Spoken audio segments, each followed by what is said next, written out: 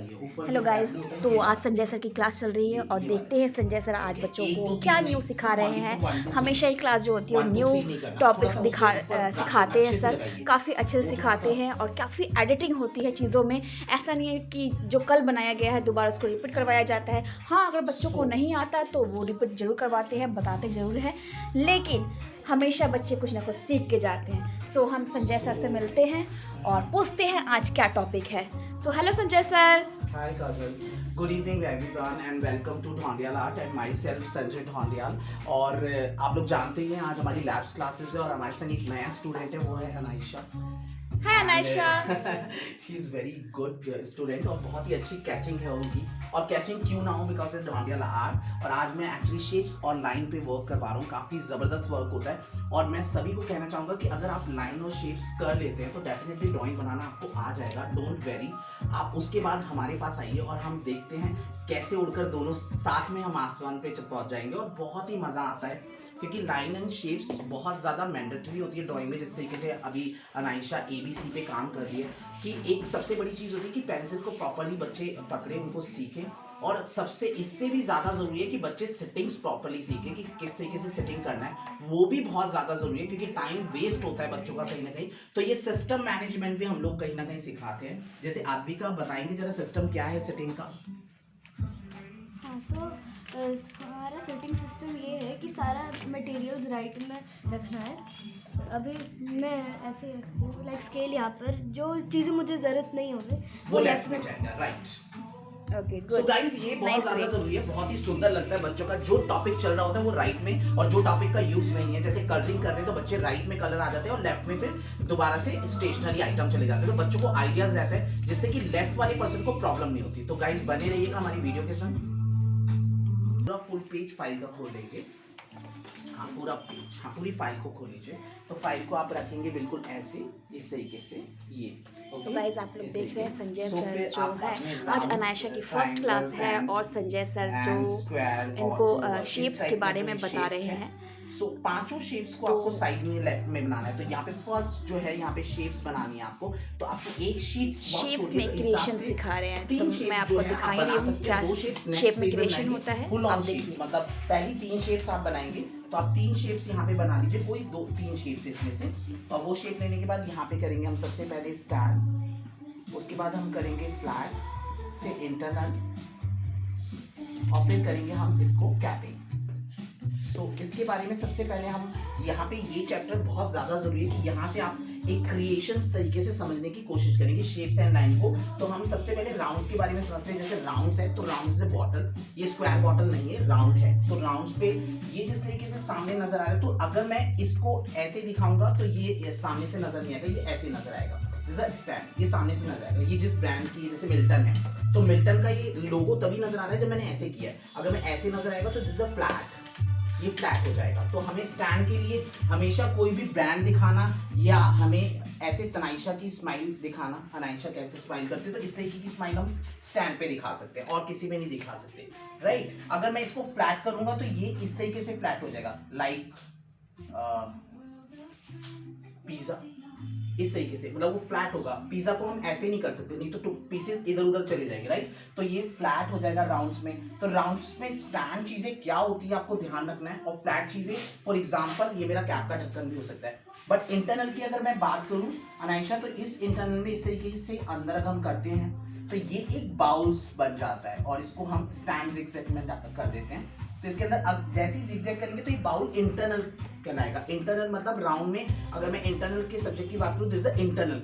Internal जो subject होते हैं उसके अंदर कुछ ना कुछ रखा जा सकता है, दिस इज इंटरनल सब्जेक्ट। अब इसके अंदर क्या है, वाटर है, वाटर है ना।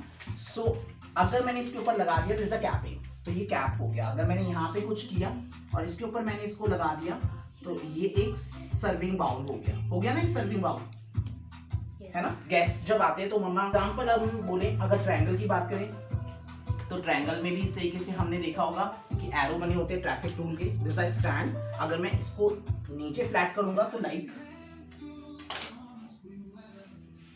Do you like chips, I like it. So flat में अगर मैं इसको ट्रायंगल को एकदम से मैंने गिरा तो ये एरो था, बट मैंने यहाँ पे फ्लैट किया तो चिप्स में क्रिएट हो गया, राइट।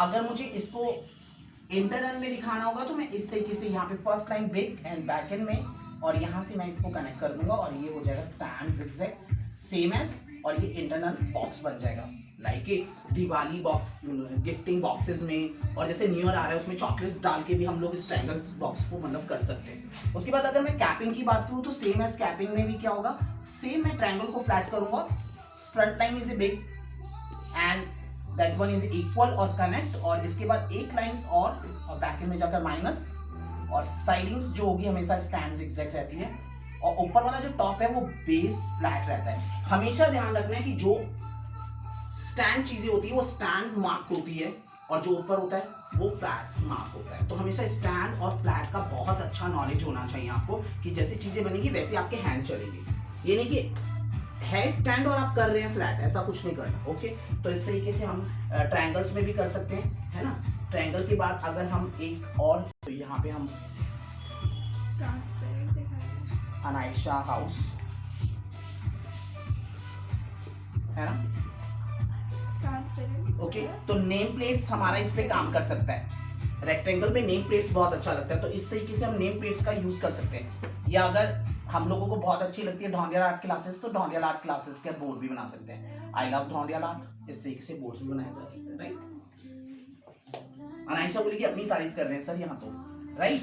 तो हम ऐसा बोर्ड्स बना सकते हैं। तो ये भी फ्लैट होगा, बिकॉज ये फ्लैट हमें दिखाना होगा रेक्टेंगल कैसे उस पर। तो रेक्टेंगल में हम लोग यहाँ पे जिगजैग कर सकते हैं इस तरीके से, और इसको बना सकते हैं हम, what is this, carpet like door mat.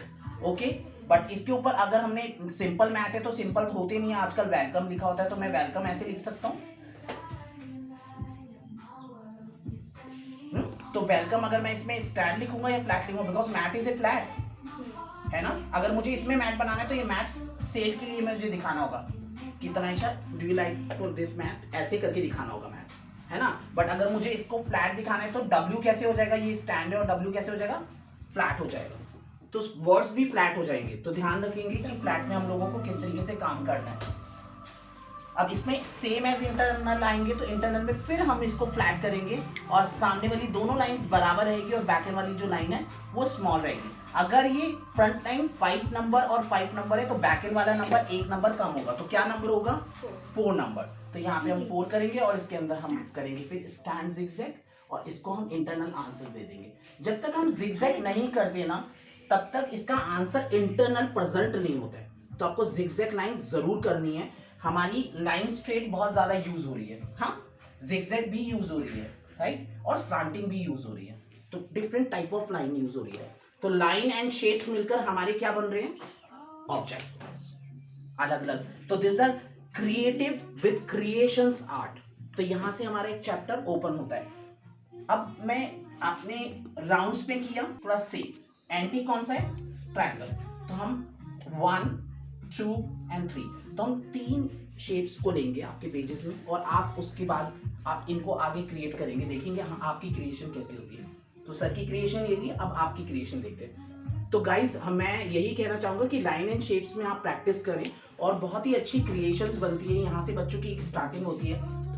काजल, जब बच्चे लाइन और शेप्स कर लेते हैं तो बहुत ही अच्छे से वो ड्राइंग्स कर पाते हैं। बट यहाँ पे ये सब्जेक्ट्स बहुत ज्यादा जरूरी होता है कि बच्चे लाइन एंड शेप्स में इतने अच्छे से उसको प्रेजेंट हो पाए कि वो उन चीजों को समझ पाए। और यहीं से हमारे अगर स्टूडियो में देखे जाए तो यहाँ पे सारी चीजें, जैसे लाइक लैम्प की अगर मैं बात करूँ, दिस आर राउंड, बट ये this one is a internal. तो बच्चों को इस तरीके की चीजें समझा देना, ओपन तरीके से समझा देने से बच्चों को काफी सारे ऑब्जेक्ट समझ में आने लग जाते हैं। तो इस तरीके से हमारी होती है स्टार्टिंग एंड, और आज हमारी एक नई स्टूडेंट की स्टार्टिंग दोबारा से हो चुकी है, और हम दिखाएंगे कि आने वाले टाइम में अनायशा भी हमारे साथ कितनी खूबसूरत पेंटिंग करेगी। बिल्कुल।